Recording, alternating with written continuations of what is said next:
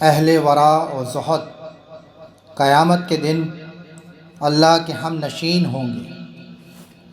حضرت بشر الحافی رحمۃ اللہ علیہ کی بہن ایک روز حضرت امام احمد بن حنبل رحمۃ اللہ علیہ کے پاس آئیں اور کہنے لگیں کہ ہم اپنے مکان کی چھت پر سوت کاٹتے ہیں۔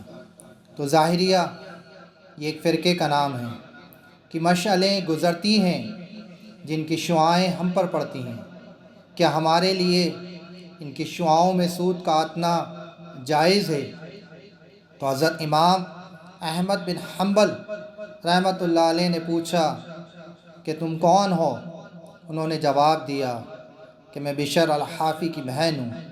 تو آپ نے فرمایا، آپ رو پڑے کہ تمہارے ہی گھر سے تو سچا ورا پرہیزگاری نکلتا ہے، تم ان کی شعاؤں میں سوت نہ کاٹا کرو۔